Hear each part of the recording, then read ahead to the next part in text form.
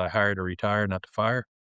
If somebody leaves, it's usually on their own accord because I believe wholeheartedly in investing in people, giving them every opportunity to succeed. And I've made very few enemies in this industry over the years. We part as friends, and many times we cross paths again. You don't burn any bridges.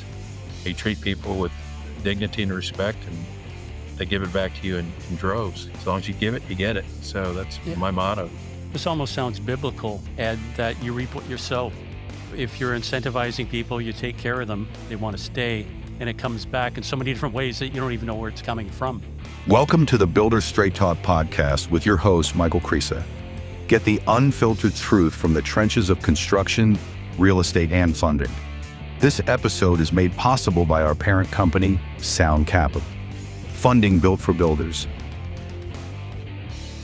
Well, hey there, friend. It's Michael Creasa here, your host at Builder Straight Talk, and welcome to this week's conversation. And man, what a conversation. I had the opportunity of getting to know a gentleman by the name of Ed Berlanga. And Ed was just a humble accountant once upon a time, CPA to be exact, and somehow he got the home building bug. And from that, over the course of 3 decades, he's built over 7,000 homes and developed over 10,000 lots. Pretty impressive for a humble accountant. During that conversation, we talked about his building styles, his philosophy on building, his his charitable works. I can never say philanthropy. Yeah, it sounds like a fish tank. Anyway, his philanthropic works and how he believes it's important as a builder to give back to the communities that he's working in, and so much more. And I know you're going to find this conversation fascinating like I did. And by the way, I need your help. Take a moment, pretty please, to like, subscribe, and share to our podcast. It's the only way that we can cut through the noise and get the algorithms to pick us up. So take a moment with a click of your mouse, subscribe, like, and share. Now, without further ado, let's dive into this conversation with Ed Berlanga of Texas Homes from San Antonio, Texas. I know you're going to enjoy it. Well, Ed, I want to say welcome to today's podcast. I was about to say Mr. Ed, and then I just had a flashback to the talking horse. So, yeah, I just put my hoof in my mouth right at the beginning of the interview. So how do you like that one? I've been called Mr. Ed before, so I take no offense. Well, I'm thrilled to have you here. You're a consummate builder. Your leadership skills are abundantly clear. If we go through your bio, that's going to be on the show notes page, by the way, so people can read all through that. I don't want to embarrass you by just going through all your accolades because that would take up 15 or 20 minutes at least. So before we jump into this, Ed, let's just rewind a little bit here.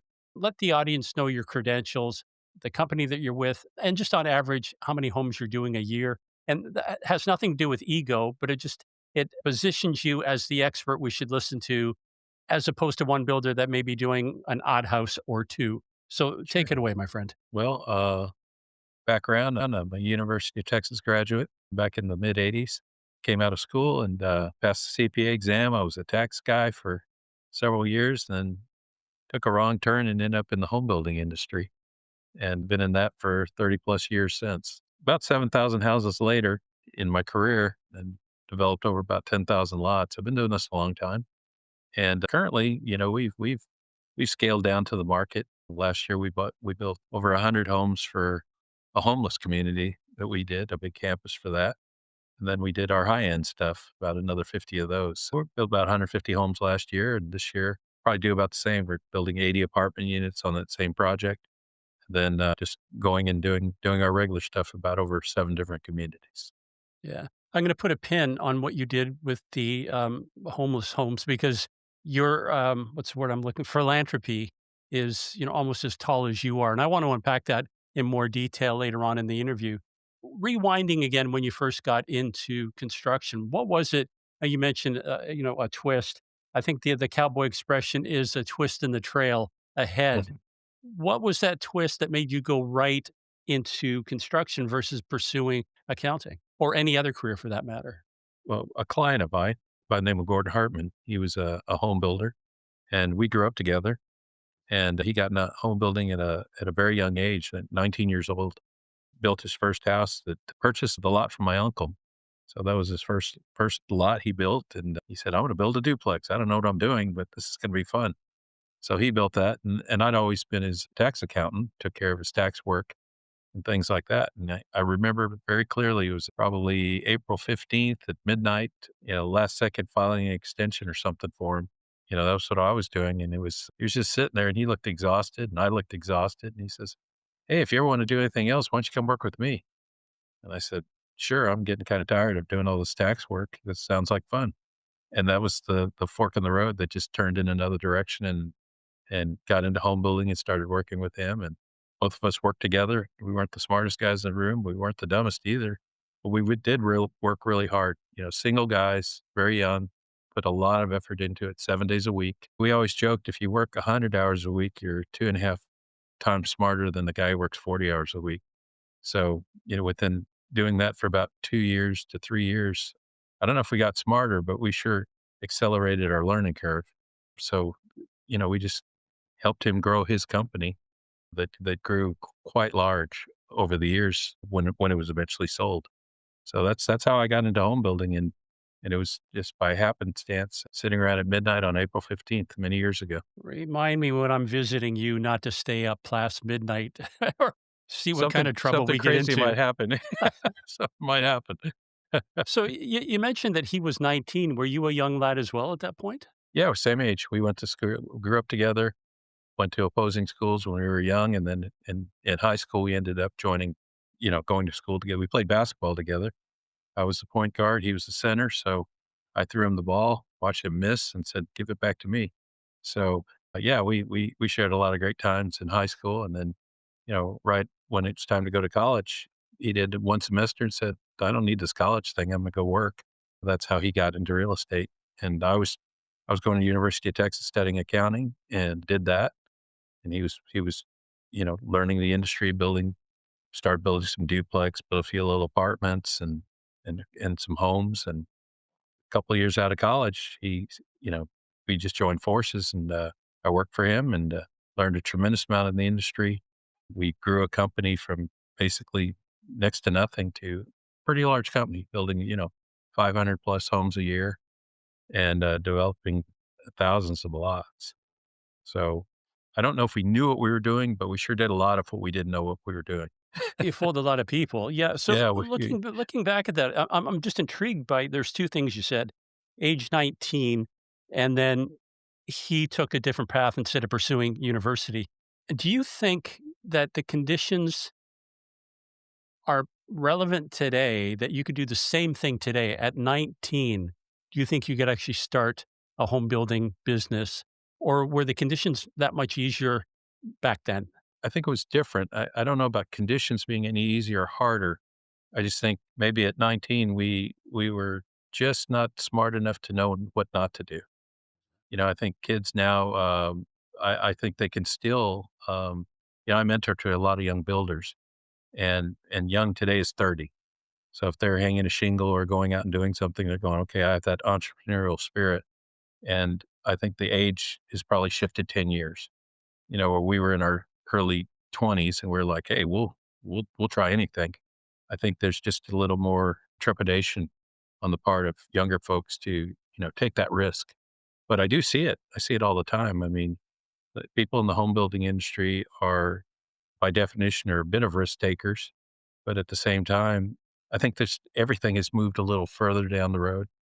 I think we grew up in a time where you didn't have anything, so you didn't know what you had to lose. And a lot of kids are second generation wealth, third generation, and their families trying to help them set them up. So they maybe take a longer track, go to university and, get all sorts of degrees. And then all of a sudden they're super smart, but they have no experience. And so they have to get in the industry for a while to get that experience. That's the part I was waiting for, Ed, that it seems that we have a generation that were sold a bag of goods, that the trades was looked down upon. If you couldn't do anything else, well, then maybe you should consider working with your hands instead of your head. And we have so many kids now that have degrees, worthless degrees, because universities today seem to be more like country clubs than they do for higher learning. Yeah. And they come out of university with debt, useless degree. They're living in their parents' basement because they can't afford to do anything. If they can't afford to do anything, they're reluctant to get into relationships because they have nothing to offer. From a woman's perspective, she's looking for a stable man that can support her and a family, which brings us to the next point. since they're not hooking up, they're not getting married, they're not having families, which is the Right. next thing, they're not buying homes. Correct. So we've done a disservice, I think, to this generation. Not we, because we're in the trades, but we Right. have to reinstill. I don't know if it starts at the grade school level and works its way up, but we have to convince people that this is a noble trade and that when you graduate, if you want to compare the two, you're stepping out with no debt, with a skill that you can always use. And if Right. you parlay your cards correctly within 4 or 5 years, it's you that's running the company. You're not staying up until midnight. That's what you're paying other people to do. Right. It's interesting. I can give you an anecdotal. There's a plumber I'm working with, young man, played some college football, got his degree, and in essence, and when I met him, he goes, "Oh, I'm a third generation plumber." And he kept saying his name, and I go, "I don't recognize the name. I don't recognize the name." And then the more we talked, it's like, "Well, I used to work with your grandfather and your father, you know, 2 plumbing companies ago." So he is literally a third generation plumber, but he does it totally different. I mean, he came out of school, he had an education, he's super organized. He has his own internal training processes to he saw, hey, all these guys that I grew up with, my grandfather, my father, all my uncles, they're all either retired, dead, or just no longer able to do it anymore. And the ones that are alive are obviously a wealth of knowledge, but not able to use their hands anymore. And he at a young age learned, he goes, I will do better being the boss of the plumbers than being a plumber, even though he's a master plumber and he got all the certifications he needed. But I look at his company and I go, these are the kind of guys that are the future. These are the guys who had some very, very good, role models who taught them, discipline, taught them all the things that they did wrong so they could benefit from their knowledge, but they're taking it to another level. I'm just not seeing enough companies like that, but this company in particular is a beacon for it. So, one of the traps that I find from the builders that I've interviewed is there's this crucial moment when they're getting ready to scale, and they're so focused on the business, like they're working in the business, and they're stuck. They're doing everything. They're doing estimates, change orders, the accounting, and they're spinning so many plates that ultimately one's going to fall, and it creates that cascading effect. Did you learn that at an early age, like when you partnered with your friend? At what Yeah. point did you realize for this business to grow, we've got to step back? And as Michael Gerber likes to say in the E Myth, we have to work on the business, not in the business. Yeah, I remember it like it was yesterday. It was exactly at 117 homes, and I predicted it. I told him it'd be at 121. I don't know why I picked that number, but it was 117 homes that we built and closed in 1 year, and I said, "The wheels are coming off." And he just looked at me, "No, everything's fine. I mean, we're doing well, we're making money, we got a lot of deals." I said, "No, we're not." I said, "It's gonna explode." And sure enough, some things start going wrong, and I could point it out to him. And he was a pretty stubborn guy. I mean, he's like, "Hey, we built this for nothing, so why do we have to change?" Kind of thing. I said, "'Cause, writing checks to people off the back of the pickup on a Friday when they all line up is not the way to do it." And we had an accounting system and, we could do accounting, but we didn't have a purchase order system, for instance, and we didn't have a good job cost system. So it was a lot of manual spreadsheets and things like that. So you take that next leap on your back office, for instance, to try to manage your front office. But when you're not spending that, back then, I mean, gosh, this is in the early 90s, 6 figures on software, and your infrastructure and having to make that type of investment. He was like, I can't see how we're going to do this. And I said, we have to do it or we're going to explode. I mean, bad things are going to start happening. And he begrudgingly said, okay, we'll do it. And I said, look, I'll make you a deal. If I can't show you in 1 year from now that we doubled this investment in savings and efficiencies, I said, you can just fire me. And he, he laughed. And I said, otherwise I'll just quit because I'm going to die, because we were working, 80, 100 hours a week. And it was so inefficient. Once we built a great back office system, and that system was evolved over 10 years even. But built such a good system, customized it at the time that it worked really, really well, and it allowed us to scale and grow to where we were doing, over 500 homes a year. And so, and we added more people, but we always ran it lean and mean, which I think you should do, but you can't run it so lean that, the train goes off the tracks. 'Cause and you will hit a law of diminishing returns very quickly. And you realize it, you can feel it in your bones. You go, "It doesn't matter how long or hard I work, you're not getting any better." You're not saving any money, you're not being able to analyze the information, you're just working, chasing your tail.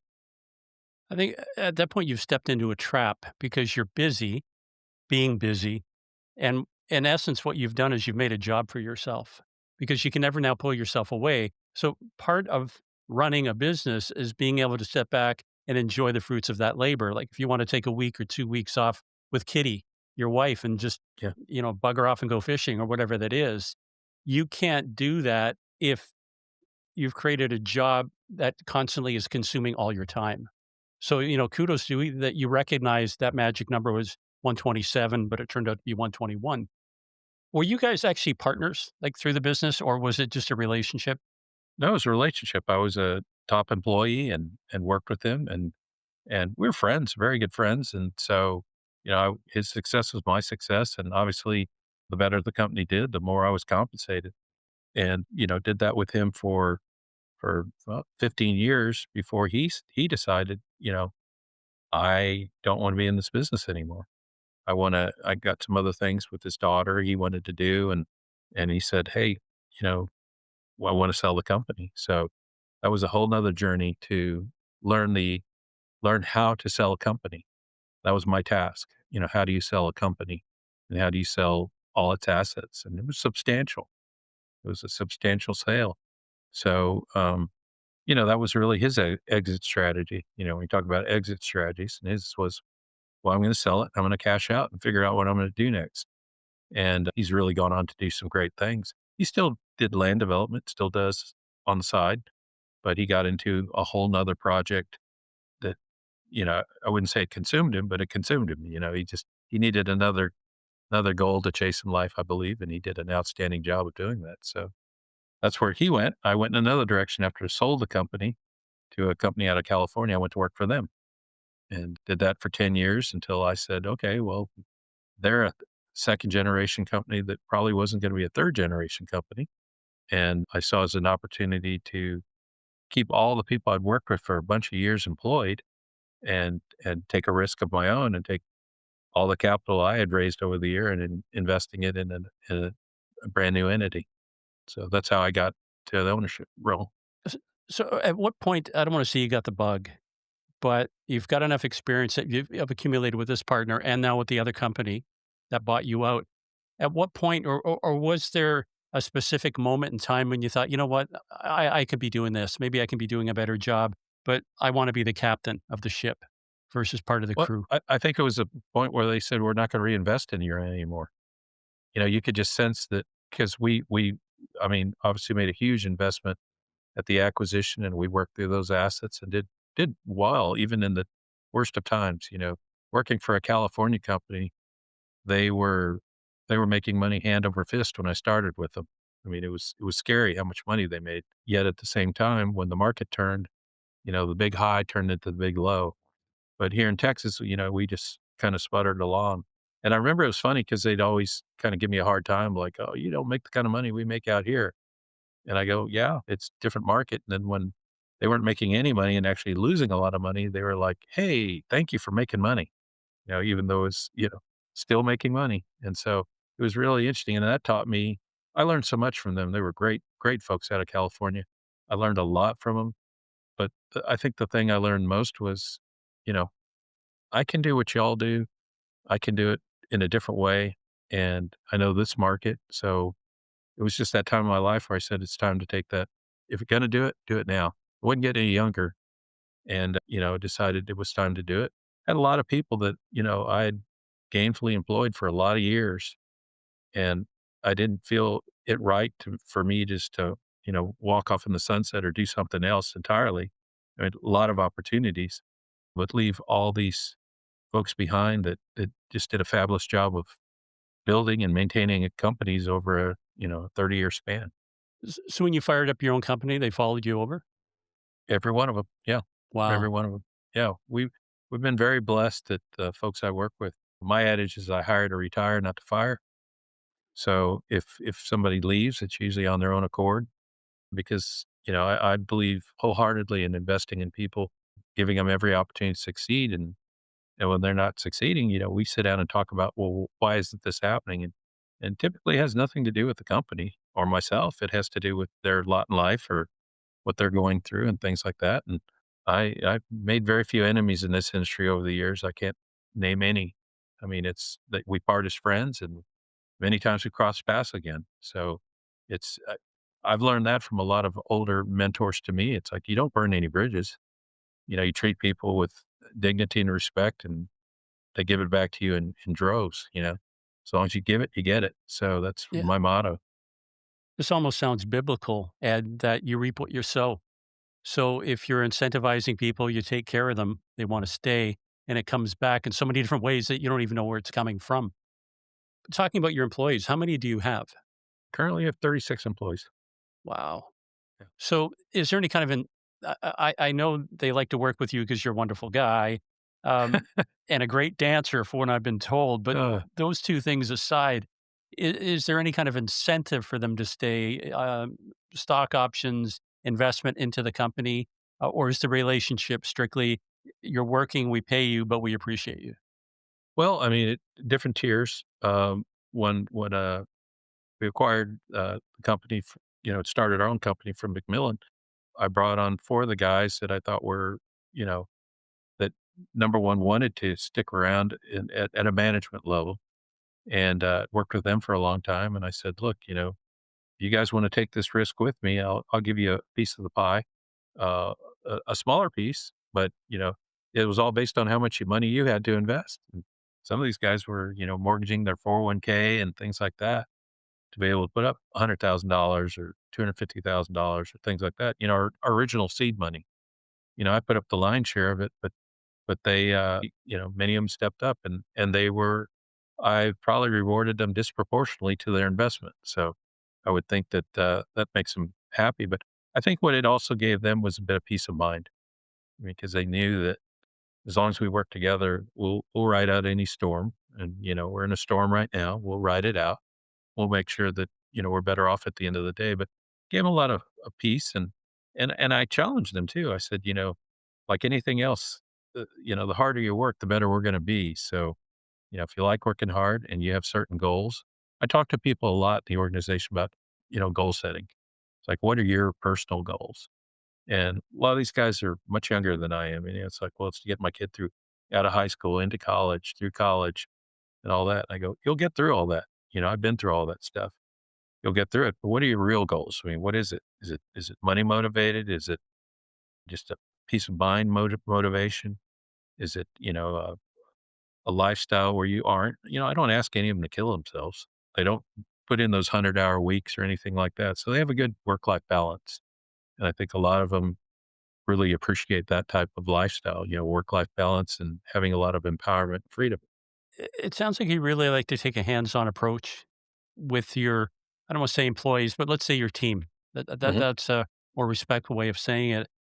When you peel back what the motivation is, many of them don't even know. And to the one point you just said, well, I want to make sure my kid gets through school. Great. Then what? Yeah. Then what? Then Yeah. what? And I don't think they think that far ahead because that's such a big, hairy, audacious goal of EHOG, get my kids through school. But Right. there must be so much more into in life. And once they realize what that vision is, that's what pulls them forward. Well, So, it is, and they're all unique. I mean, I yeah. talked to one manager once, and his kids were in middle school when he started. Now they're all in college or out of college. And have done quite well. But and there were times when he'd say, "God, I really wish I was making a little more money." I said, "Well, where your priorities lie. Is it with your family or is it with making more money? If you want to make more money, I can teach you how to do that. That's not hard. It's really not that hard." But, what are you gonna prioritize? Your family's very big to you, so there'll be some sacrifices you'll make for them. And I think that's a struggle for anybody in this world. I mean, to figure out what their priorities are. But at the same time, it's like, I want it to be their choice because I've seen so many businesses just run they're strictly monetary based, I mean, public companies, for instance, I mean, that's what it's all about, shareholder return. My shareholders are me and them. So if they're satisfied with where we're at, that's fine. If they want more, I'm like, okay, here's what we have to do more. So that's not to take the easy way out. I want to run a very, very efficient organization. But it's interesting, when I bring on other people over time, brought on new people, they may come from a different perspective of like, why aren't those guys working harder? We want to do more. Well, yeah, well, you're single and you don't have any kids, and your motivation and focus is different. So it's a fine balance to have different viewpoints and different people on the same ship. So cultures are very, very important. If we bring somebody in who's in a good cultural fit, it can rock the boat in a hurry, and you gotta watch that very carefully. Culture is one of those terms that companies throw around a lot, and they pay a consultant to come in. They pay them a lot of money. They have a vision board, and then they scribe something on a piece of wood and they hang it up there. There's our vision statement. This sounds more of a mission to you. And when you say culture, it to me, and correct me if I'm wrong, Ed, this is more part of your DNA as who you are as a builder, as a father, as a mentor, as a Christian. It seems like you've mixed that all together. And in your mind, it's about how do I help everybody that's on my team get further ahead? How do you explain that culture to somebody when they're coming to your company? And how do you know if they're going to be a fit? Because as you said, if they're pulling the wrong way in the boat, that thing's going to go down. Obviously you have to go through multiple interviews. You have to really ask what I developed a set of questions I think that are good questions. It sort of gets you there.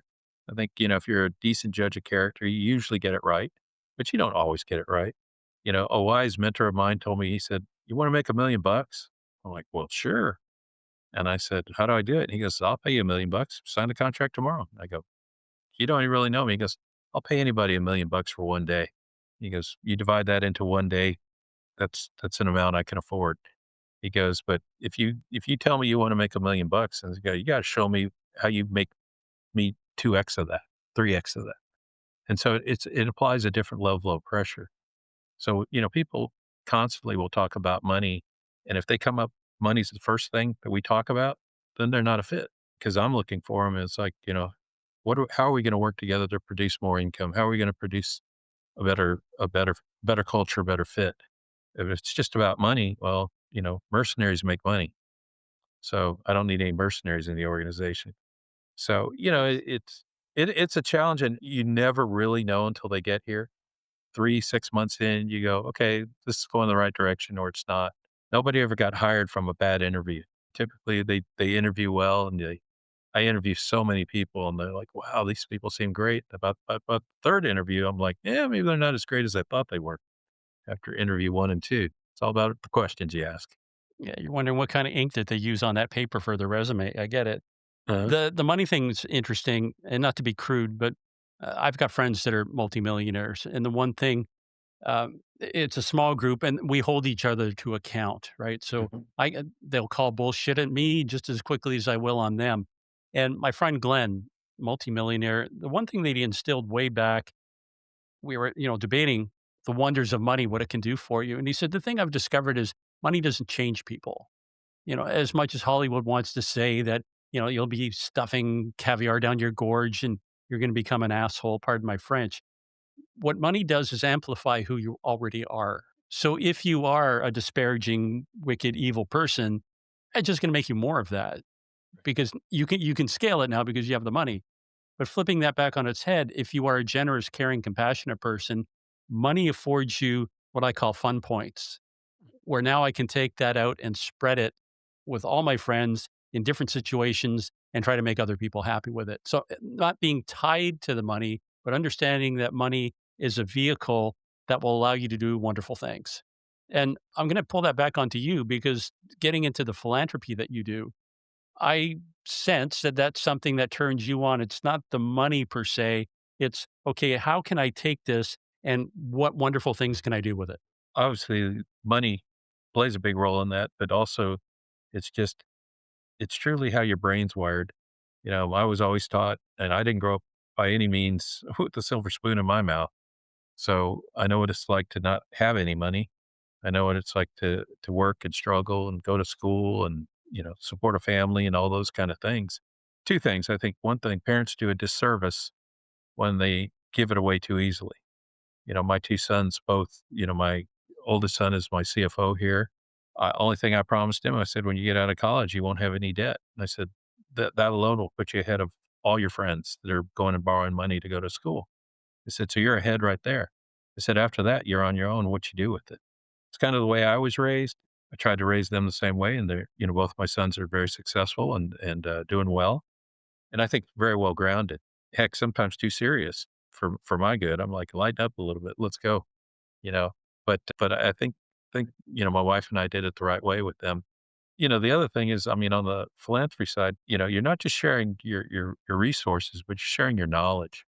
I've worked with nonprofits before where these people have hearts, you call it a heart of gold. I mean, it's a heart, this big, and they really know everything about their nonprofit's organization, its structure, its goals, it's what it's trying to accomplish, but they don't have a lick of financial sense. We need to build a building. Well, they don't know how to build a building. They don't know how to finance a building. So just providing that sort of insight and knowledge and helping them further their goal is priceless to them because they're going to accomplish the day-to-day mechanisms of running that organization and doing great things. But it's like, okay, well, we were in a rental space and now somebody just donated us a piece of land. I go, that's great. I go, what are the tax implications and how do we build a building on it? You get that blank stare. You go, it's not that hard. I can introduce you to a banker who can lend you the money. Let's look at your financials. Let's see what they could, afford. And then they get there and they go, wow, well, if we only had this much money, we could do this much more. And I go, well, how are we going to raise it now? It's basically putting with nonprofits and 501(c)(3)s and things like that. It's helping them just put the puzzle pieces together. And many times on like some boards I sat on, it's like they get some really, really talented people on these boards. And then it's like herding cats because you got a lot of really smart people. And you're like, okay, you have a skill set here and you have a skill set here. How do we, put it all in the blender and come out with a great tasting milkshake to accomplish the organization's goal? And when you start seeing that, and it took me years to learn that, it wasn't something, you know, I hit my head and figured it all out. It was like being on different boards and seeing how they operated and what they did right, maybe what they didn't do right in order to, further the goal of the organization. All those lessons and people I've surrounded myself by or been surrounded by have just imparted a wealth of knowledge that I can take and pass on to other organizations or people. When you reference wealth of knowledge, how much knowledge, insight, coercion did you have to apply to Jack to get him to join the company and ultimately become your CFO? It was slow and steady pressure, I like to say, because I knew what he was going through when he went to work in public accounting. He was working for Price Waterhouse in Manhattan and just a whole different world from, the slow draws we have here in Texas, just how the pace they move. I didn't ever care for the lifestyle. I mean, such a expensive place to live and you're being exposed to all this great knowledge and this and that and the other. But it's like, it's just, to me, it was just a dog eat dog world. But I said, you go out there and you experience that, you're 4+ years out there, what you're going to gain and you can bring back here is something that I can't replicate here. So, I'd always just remind them, hey, one of the things I always told my kids, I said, if you ever want to work with me, we'll figure it out, but go do something else first. And I've seen too many situations where family members are brought in too early. They haven't experienced other things, both success and failure in other areas just to see what they like and what they don't like. So he was away and then he loves to deer hunt and shoot birds and things like that. You don't do a lot of that in New York. He was kind of pining for that to come back. And so when the opportunity presented itself, we just discussed it. I said, well, here's an opportunity. If you'd like to take it, that's fine. And it's a work in progress. I've never wished my life on anybody else, and I never will, because we're all unique and we all look at the world in a different way. So I really try to respect, how he views the world and what's important to him and where he wants to take it. Most of the time I talk to him about X's and O's. I talk to him about leadership, demeanor, how you deal with people, how you have to deal with people if you want to be the top guy in an organization, the leader that other people look at to be led by, as opposed to being a great technician.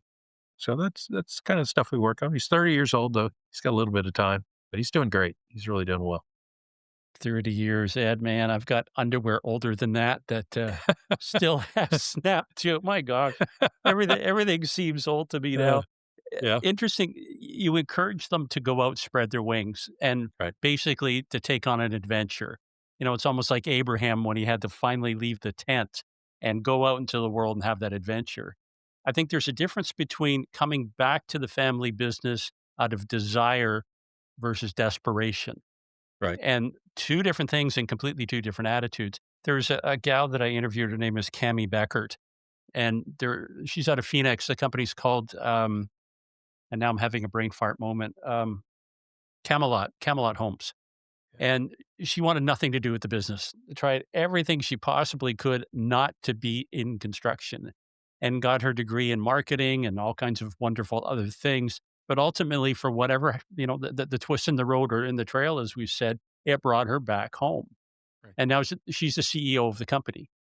And during the interview, one of the questions I asked, was there a moment when you realized that this was your company?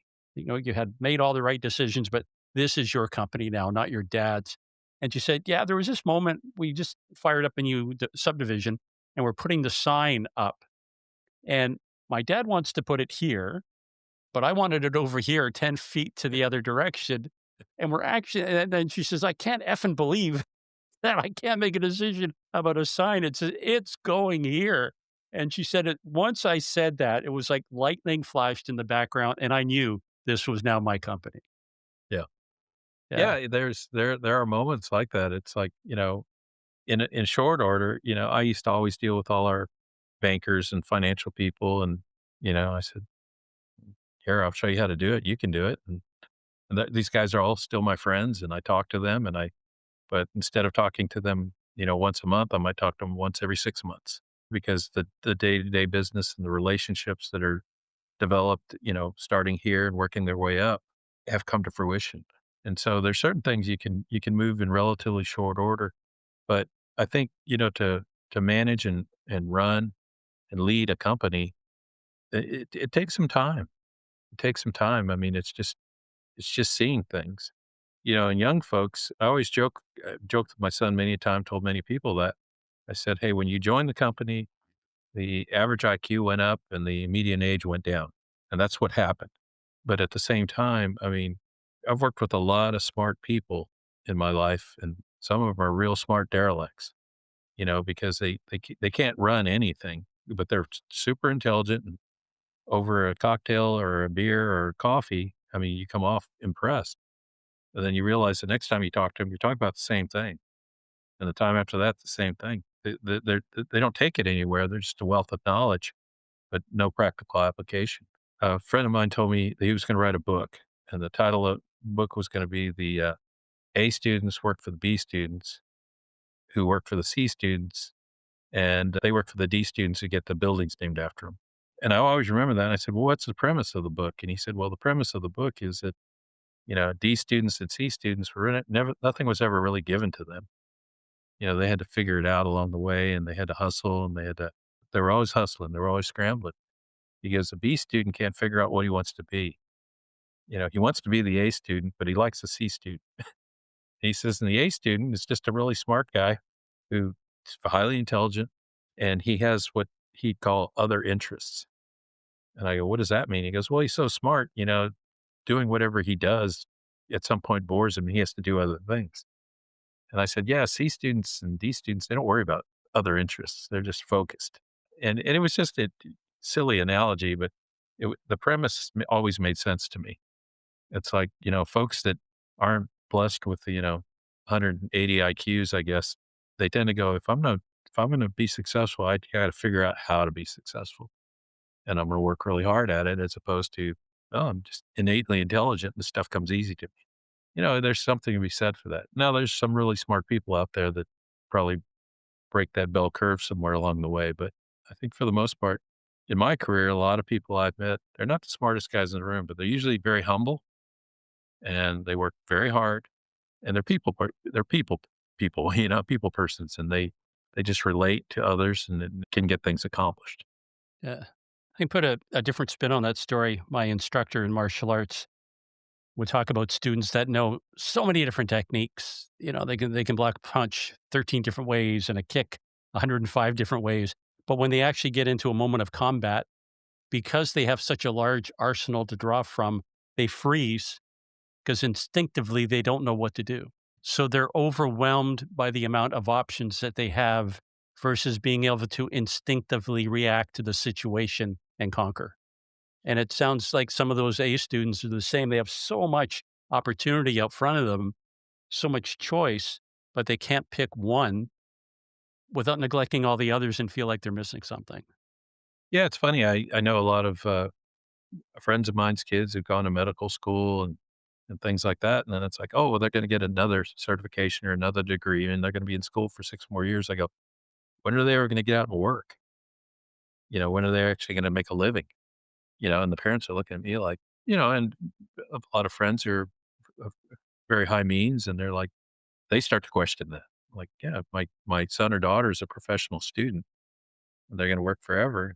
When we were growing up, it was like, oh, be a doctor, be a lawyer, certain professions. And once you do that, you've got it made.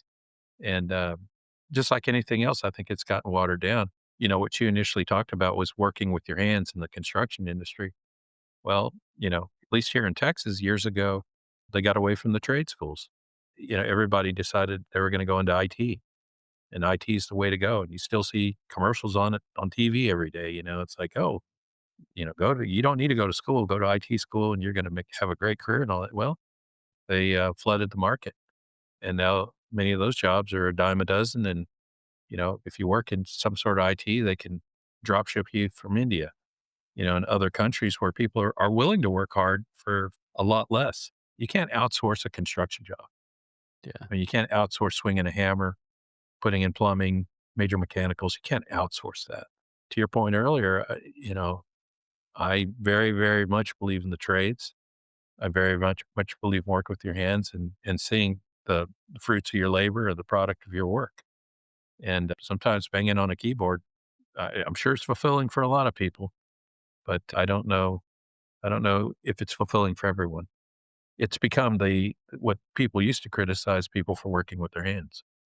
Yeah. I think there's a sense of pride, and forgive me if I'm wrong here, but I'm willing to bet that you still remember the first home you built, probably the first home you sold, the family you sold it to, and how it made you feel. Take me back to that moment, Ed. Wow, gosh, it goes way back. I probably remember differently. I remember a home we worked on where it was right before Thanksgiving, and a family of I would say minimal means, but their house, I mean, caught fire. I mean, of course, it made the news and everything, and I don't know. We ended up watching on news and said, "Hey, we can fix this guy's house. We can put it all back together." I'm like, "Okay, yeah, we'll probably take a couple of months ago." No, we have to do it before Christmas. This is the day before Thanksgiving, and we were going to put that house back together before Christmas. I was thinking to myself, either we're half crazy or half baked, or we're just taking on more than we can chew. But we said, no, we can do it. We know everybody. We can. Got a lot of press when it happened, and of course, there's an outpouring of, hey, gosh, family, kids, the Christmas tree burned down, all their presents, all that stuff. So you'll always get those kind of donations. But we ratcheted up the donations to help, with some of the construction costs. Reached out to a lot of our vendors and things. They were more than willing to participate, contribute. And then with our connections with the city, we were able to getting permitting done in warp speed, that most people normally can't do, and got it through. And we put it back together. And then it was a really good news story. Those are the things I look back on and go, we took what we knew how to do and translated that into something that most people would say is either stupid or impossible. And I like stupid and impossible. It's kind of fun sometimes to attempt it at least. I think that's got to be a Texas philosophy, not stupid impossible, but either go big or go home because There you everything's go. big in Texas. So if you're Yeah. going to do something, do it large, is what I'm Yeah. thinking. The one thing I struggle with, and maybe you can help me with this, Ed, I'm looking for a word. And I've asked several builders this. The first thing that comes to mind is hero. But a hero, I compare that to a fireman. Let's say, the flames are licking the side of the building. Everybody's running, screaming, but these guys run into the fire. And Mhm. they're not doing it out of impulse. They're not doing it because they're stupid. They realize that their job that they signed up for is to go in there to try to find if there's anybody that needs to be pulled out and to put out that fire. So to me, that definition of bravery is you're doing something that has forethought to it as opposed to impulse, because you can be an idiot and be lucky, right? Yeah, When I put that into a builder's perspective, there are so many things that a builder touches without realizing the impact that he has on people. So from one perspective, let's say this side of the mirror, you've got your trades, you've got the coffee truck that comes onto the site, you've got all your suppliers, you've got all the restaurants around. There's an infinite pool of businesses that rely on the nails and sticks that you put into the ground. And of course, your employees, they get paid, which now gives them the resources to, hey, go out and buy their own home. So there's that side, the impact that you have. But I think a lot of builders forget about the other side of that mirror.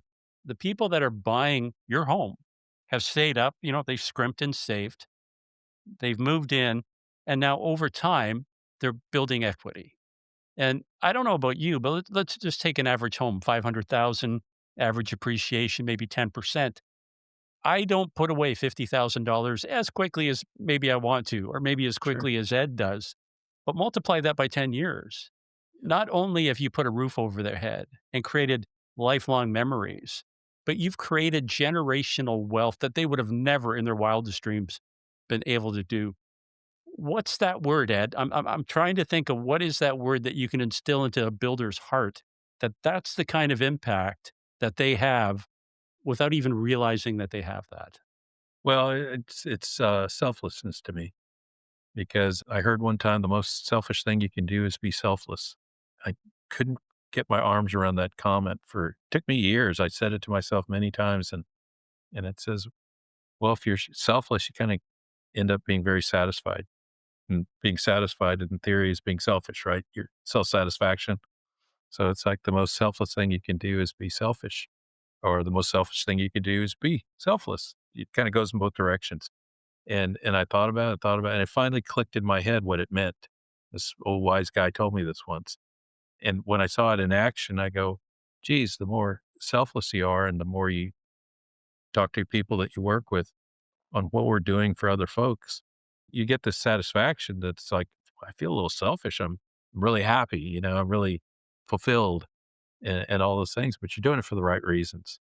So, you got to teach selflessness. And, I'm a Catholic Christian. So I was raised that way. And it's just like, you always got to look to give back. I mean, I still, feel bad if I buy an expensive pair of shoes. I like expensive shoes. They feel comfortable on my feet. But, I buy it and I go like, "Man, I don't remember having this when I grew up." And I remember, my father and being the youngest of 7 kids and things like that, put food on the table. And it just gave me a different perspective. And I think that's perspective. I don't care how blessed you are, you can share that with other folks.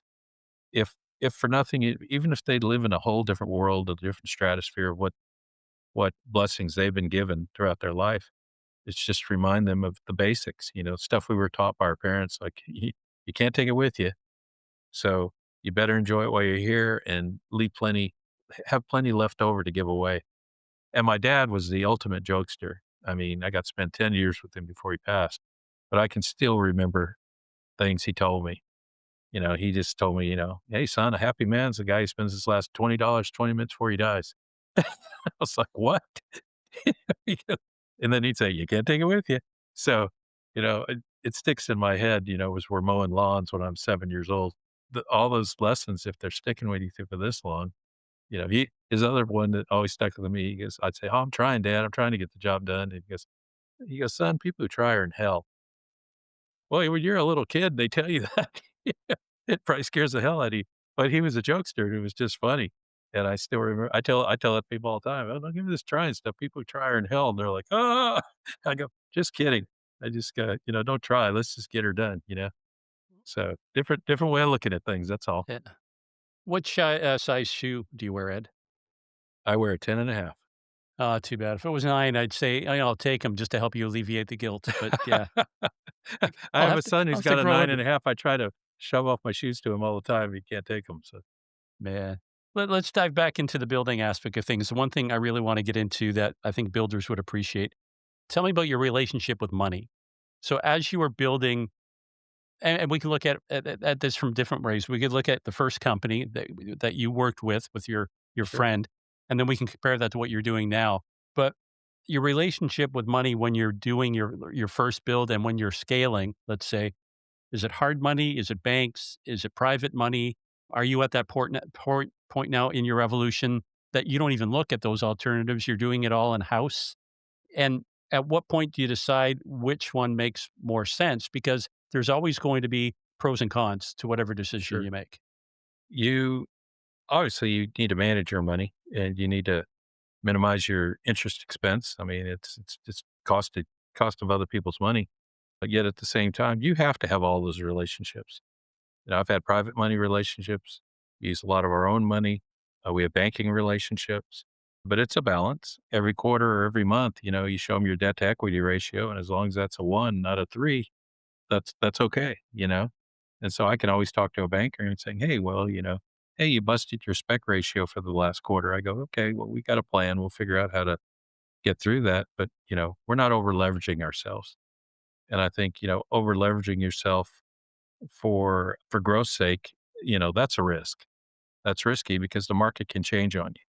So, I mean, you have to manage your debt to whatever you feel comfortable with. You have to have a plan.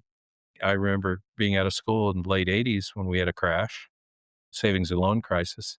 And I learned a lot from people who became my friends who were bankers who did workouts and explained that to me. And I'm like, what's a workout? And I'm just a kid. I don't know what a workout is. Well, a workout's when you get in trouble and the banker wants to take your assets and he has to figure out how to work with you or work it out himself to sell them to satisfy his debt. I said, well, I guess you don't want to ever be in that position. So, I mean, obviously that's something always to keep an eye on.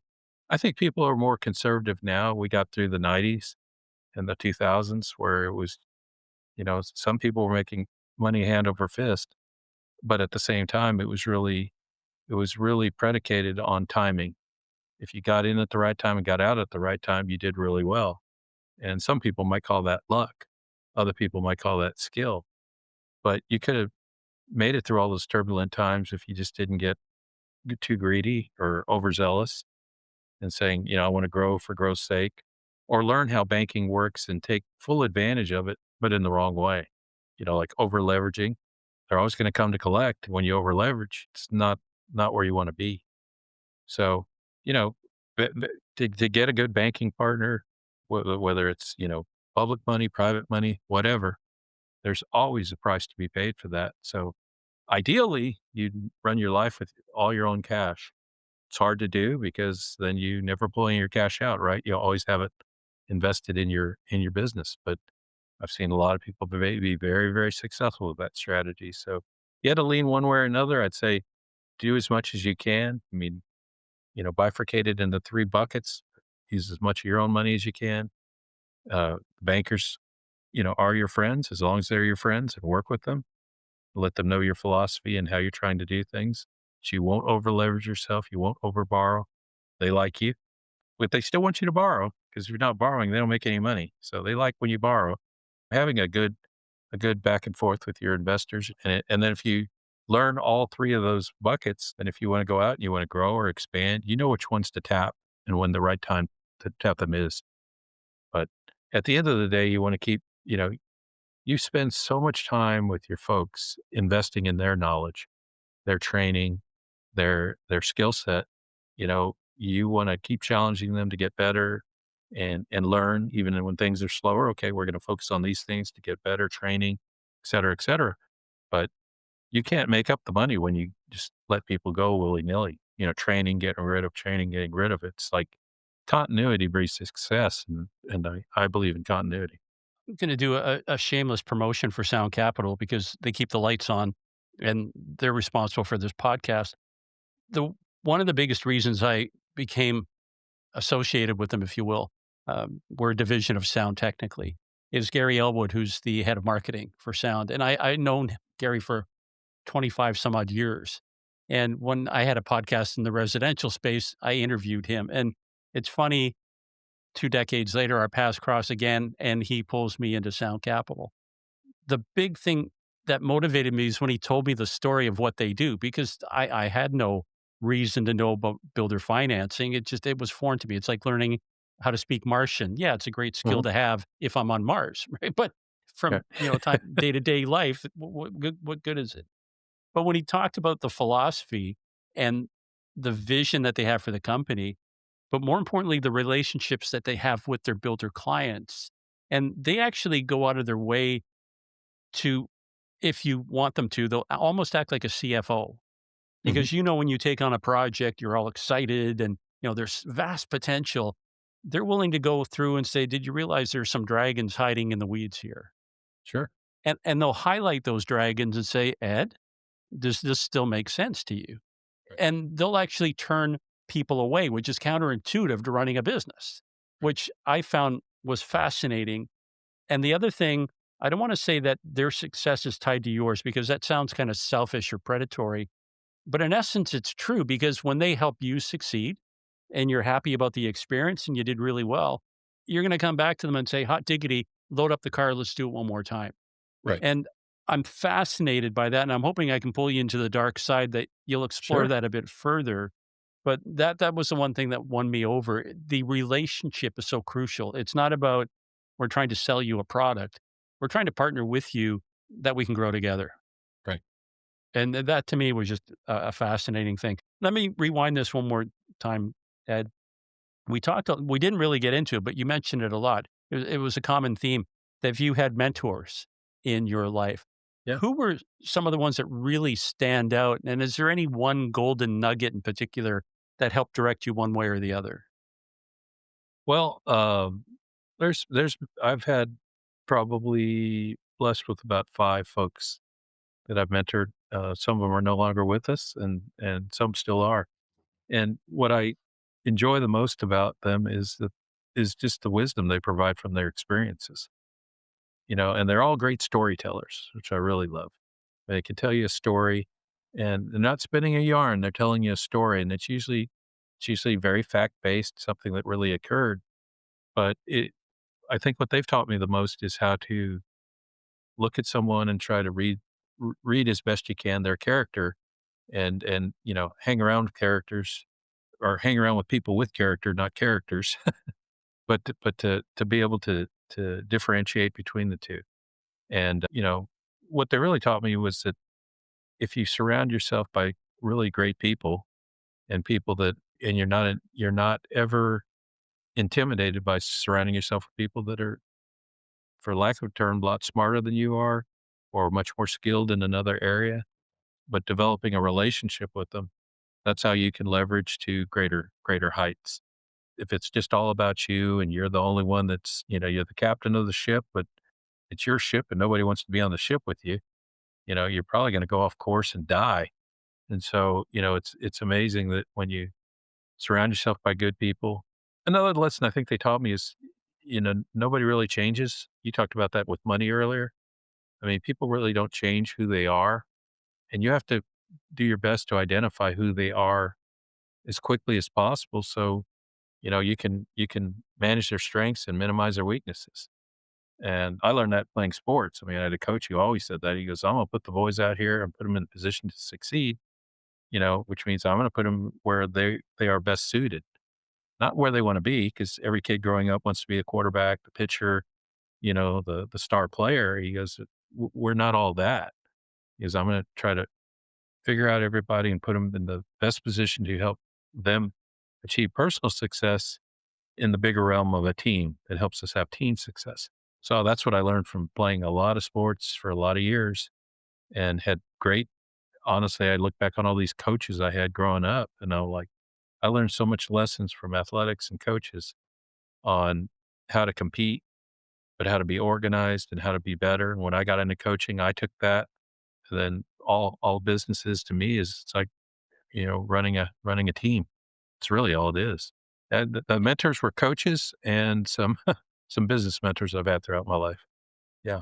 Interesting you use the analogy of you're the captain of a small boat, but to become a seasoned sailor, you've got to be able to, not purposely, but weather the storms and be willing to sail into the deep waters. Yeah. And I find mentorship is the same. You have to be willing to step into those deep waters with people that are so far ahead of you, but that's how you get pulled along. Sure. And there's times where you may have a log to add to that fire and everybody gathers around and they get warmth from it. There's other times you just have to shut up and listen. Yeah. And we talked about this, you and I, a couple weeks ago, I guess when we were priming for this call, better to be perceived the fool than open up your mouth and eliminate any doubt. Yeah. And I've been in mastermind groups where I just sit there patiently and I'm just taking it in. And I almost feel selfish because I've got nothing to contribute. But then every once in a while, there's that opportunity where you know something they don't. And to you, it's just so obvious. Hey, have you ever thought of this? And that's a universal aha moment Yeah. that they all Yeah. learn from. This is a gentleman I probably have lunch with once a month. A very, very great Christian man. Was in this business for a long time. He's now in his 80s. I mean, he's kind of done it all, but he leads Christian men's groups and he can quote the Bible chapter and verse better than I'll ever be able to. And I'm not a chapter and verse guy. I just kind of remember the lessons. But he's fantastic at it. He's a big reader and he quotes things to me. And I believe it's a Stephen Covey quote, but he told it to me and I wrote it down. And it said, most people do not listen to understand. They listen with the intent to reply. And I went, okay, let me take that in. I'm a little slow sometimes, but then it totally hit with me. Most people do not listen to understand. They listen with the intent to reply. Well, if you've been married for a long time, you know how that goes because, men as a rule, we just sit there and we listen because we want to correct or solve the problem or fix it or whatever. And I took that as a great lesson to say, I shouldn't listen to reply. I should just listen and understand what the person across the mic or the room is trying to tell me. And that's where I'm really going to learn something as opposed to, you know, like the Enron guys who always wanted the smartest guys in the room. I think when you get a little older and you've had some experiences, been knocked down a few times and you gotten back up, which is the key, just get back up and keep moving forward. I think that you really begin to see the world in a different light. And if you've ever had a health scare or a personal tragedy or anything like that, you can let it doom you or you can take it and grow from it and really learn how to be not running at that pace that you thought you had to run at. I used to always think when I was young, I had to run at a pace that I go, as long as I'm running faster than anybody else, nobody can catch me. And then I figured out, well, if I run side by side with them, we'll probably have a discussion and go a lot further, so it changed my whole perspective on just how you relate to people. Let's work side by side instead of me being out in front all the time. Well, Ed, I think we've covered a lot of territory here. I've got one question left to ask you, and I think you'll appreciate it being a Christian and a Catholic. And I want you to think about this for a second when I ask the question. This is something that's not going to happen for a long, long, long, long time. Emphasis on long, long, long time. But I want you to imagine for a second that you woke up and you're dead, which is an oxymoron, but you woke up and you realize, hey, something's not right here. And next thing you know, you're standing right next to St. Peter and you're at the gate. And being AI is everywhere and even prevalent in heaven, he's got an iPad and he's flicking through and he's watching videos and he's laughing, he's kind of frowning, and he points to you and he says, come on over here, Ed. And he shows you your life story in various vignettes. And same thing, he's kind of giggling at one and maybe not so much at the other. And then he just stops and he looks you right in the eye and he says, Ed, not today. Not today. There's something you haven't done yet. What's that one thing that Ed hasn't done yet? Yeah, the one thing I haven't done. It's a great question. The one thing I haven't done yet that I miss is being a grandfather. First of all, I got to get the two sons married, but it's go spreading whatever wisdom or knowledge. I have tons of nephews and nieces and grandnieces and things like that. My boys are 30 and 26, so they'll get there. But that's the one thing that I really look forward to is passing on whatever I've got to another generation. And each generation that you pass it on to, you hope you learned a little bit more. And I don't know of a lot of wrongs I have to make up for. Any wrongs I've done perhaps to other people. But, I know the things in my life that I've done and I wouldn't say I'm necessarily proud of. And it's just making peace with that and just saying, there were times where, maybe I was too driven. Maybe there was times where I was hard on somebody and things like that. I can't go back and undo that. My time machine's broken. I can't go backwards and fix anything that already happened. But, faith always teaches us that, go forth and sin no more. Go forth and take what you know and learn from it, and then really put that into practice and trying to live a life that you can be very proud of, and at the same time, people look at you and go, they're proud of you. And so if you can accomplish those two objectives, that's it.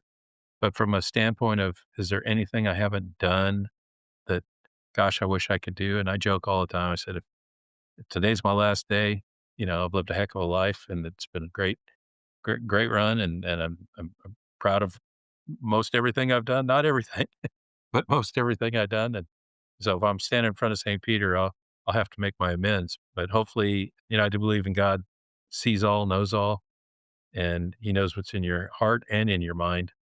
So as long as my mind's clear, my heart's clear, I think I'll be okay. I'll be fine. Ed, I was waiting for you to make your dad's quote about having $20 and spending it before you die. Well, if you wait for 5 minutes, you only have $5 left. So you got to hustle. There's There you always a good go. Whataburger out there you can blow it on.